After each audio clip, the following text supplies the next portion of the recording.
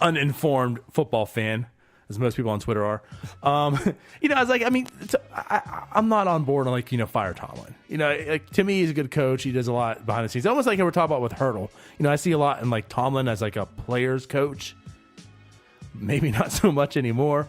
So I guess, like I said, it's at what point too does much it of a player's coach? I'm ready to and willing to take that risk to find out the unknown. And I think that's where we're at in Pittsburgh and that aspect. I was kind of there with the Hurdle, last year as well. I was at that point, and you were, which is why we talked about it, in the middle of the year. Right. I'm ready and willing to find out what that unknown is because I know what Hurdle is, and I'm at the point where I'm okay if we move on from him. Yep. Yep. But now it's not unknown. It's Bannister, and right. I'm comfortable. I'm comfortable with that. Right. Exactly. So, and at the very least, him, Rick X9, David X9, seems like you're moving in the right direction with at least younger, smarter, some smart guys, that are going to be calling the shots and everything for the Pirates. So, in that aspect, yeah, it's not a big free agent pickup, but they've been adding to the front office, so they're definitely and now it's how many special assistants do they have? 6? I think I was looking at their website. I think they list 6 or something, but it's they got enough now. Right. So maybe I can get in there and be a special assistant. I don't know. Oh, Pirates on a bigger decline now. Right. But anyway, so I guess we could talk about, they did make one signing as they picked up, Donardo, left-handed pitcher, former Cardinals pitcher, Tyler Lyons. Well, he was a Cardinal, right? That's right. So he's got some devil magic in him, so maybe we can make it happen.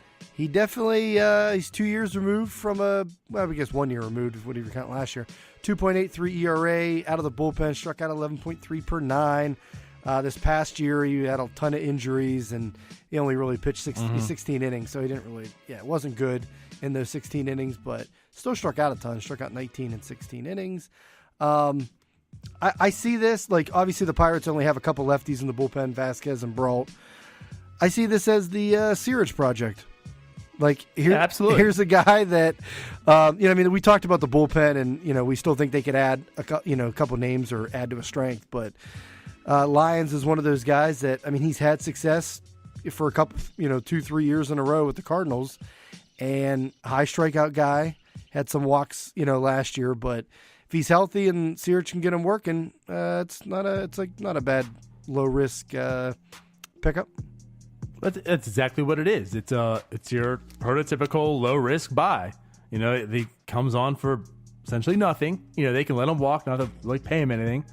But let's see what he has. He's a lefty. That's something the Pirates will need. So you get something that you do need. He's got potential, like you said. Look at his career. He's no. Well, Felipe Vasquez is, right? It's not like he's been an elite reliever, but again, we don't need that. We need someone to bridge it, and hopefully if we can get a lefty, that would be good. So as you mentioned, in 2017, at 2.83 ERA, struck at 11.3. He walked 3.3. Historically, he doesn't walk a whole lot. The past few years, there have been a bit of an uptick, and of course last year it was. But yeah, injury-riddled season. The BABIP was way out of whack, so, very short sample size, injuries. I'm not looking at last year oh, great, we got this 8 ERA guy coming. He's going to be a bust. He could still have something. So I do like it. Again, it is what it is. It's not that we're bringing in Zach Britton. We're not bringing in Kimbrel. But do you necessarily need that? No, you don't need it. It would be a luxury. But what you need is someone that's going to fill the innings. And if he can get it done, then you're right. It's a great pickup. It's what kind of Neil Huntington and them are known for, getting these guys in there to bridge the gaps. And if he's only there for a year, he's there for a year, and he served his purpose. Yep. And I'm surprised we actually haven't signed a one or two more of these guys. I wouldn't say Lyons is a complete project. He just had he had a back and I think elbow injuries last year. So, I think, look, from 2015 to 2017, Donardo, 3 seasons, 3.33 ERA, but his peripherals, hits per 9, 7 per 9, walks, like you said, not many, under 3 per 9, and strikeouts 9.7, so rate about 10. So, he's had good numbers that was 162 innings for 3 seasons. So, I would say, if anything, his Achilles heel is giving up the long ball. Yep.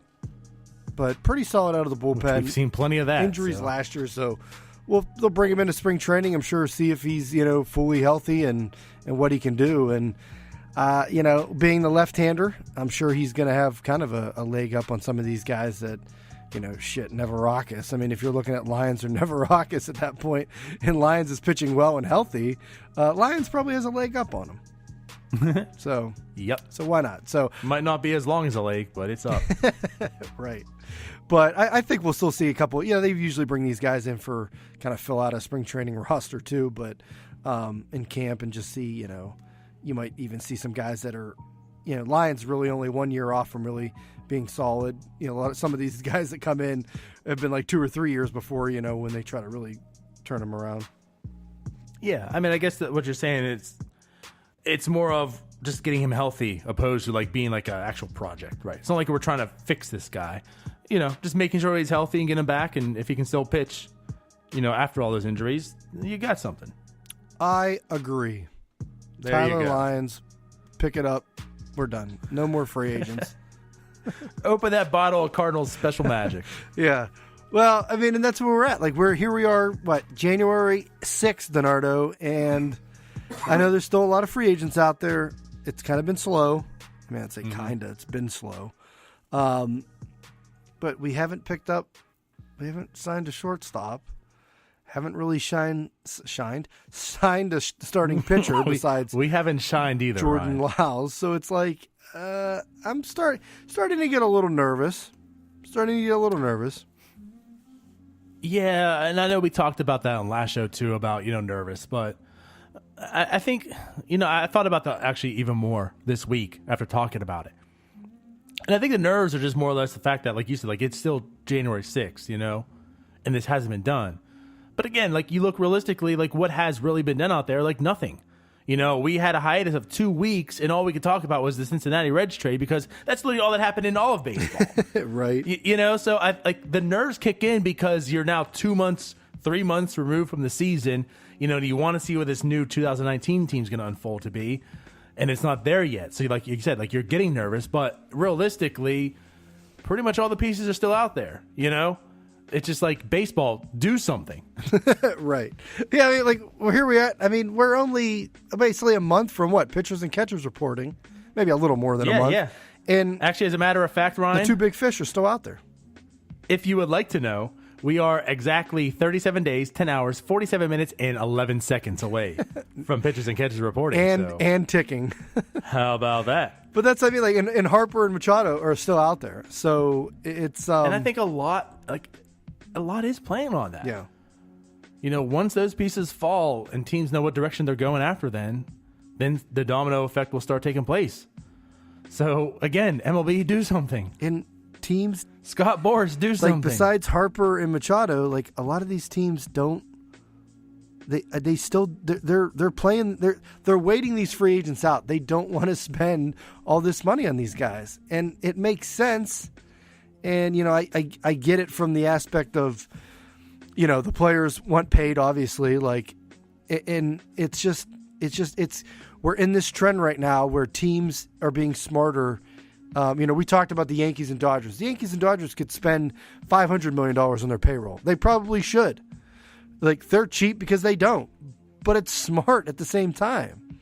Mm-hmm. And they have the young guys. They've gone the young route, prospects and trades and, things like that where they don't have to really go into free agency to fix it. Now, the Yankees still might. I mean, they picked up Britton.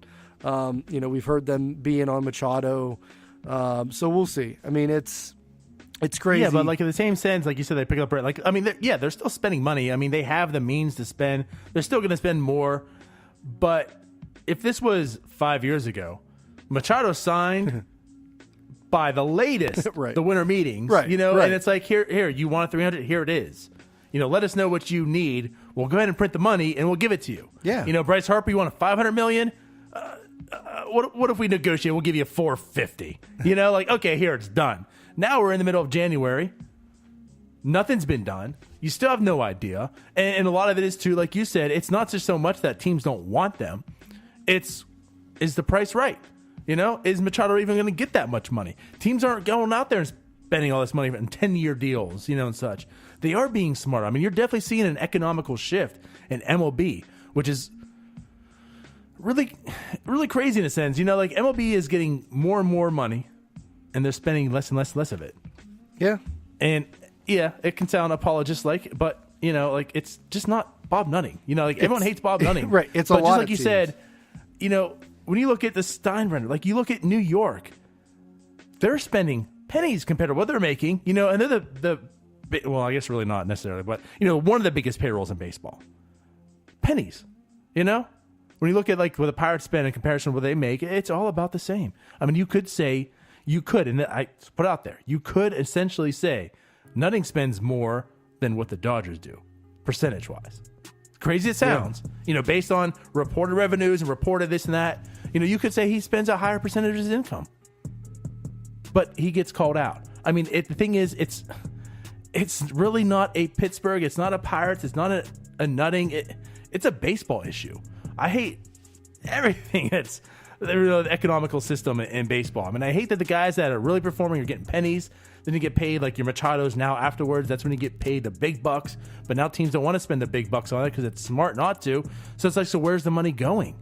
Nowhere. In all the owners' pockets. In the pockets. You know? Like everyone's getting smarter by not spending money. So like the players are getting abused right now. Yep. It's gonna come to a point where, I mean, in negotiations, who knows if they end up, you know, striking or what happens. But it's going to come to a point where they're going to have to change the first 6 years where, you know, they go through arbitration and you're making league minimum.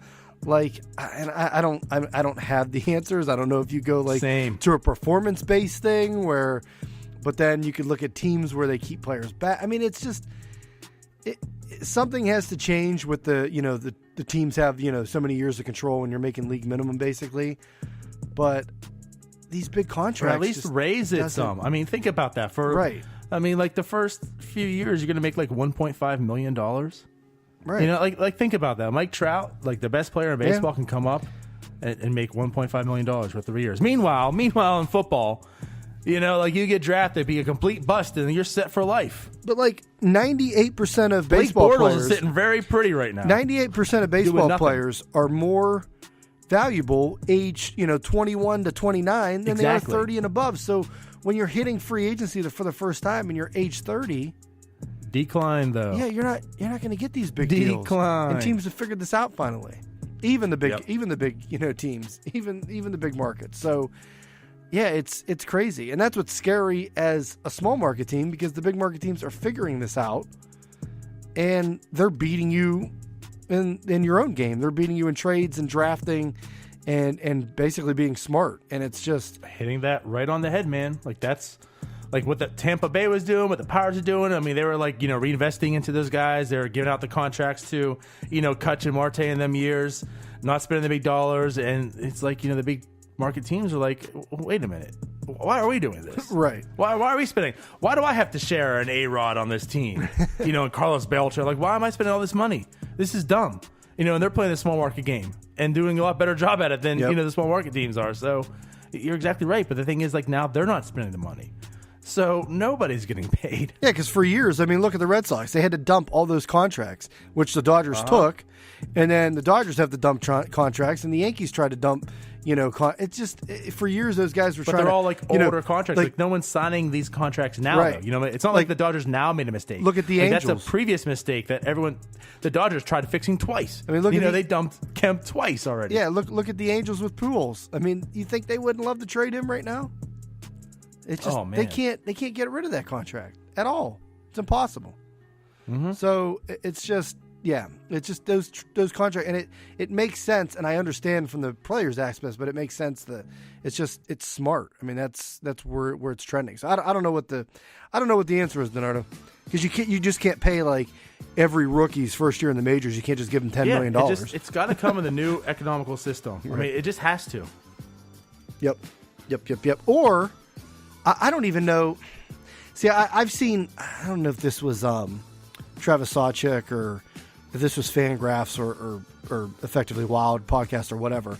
But they were talking about basically ideas for free agency and things that would change, and they were almost like basically off of a war. Like you would get paid every single year differently based off your war.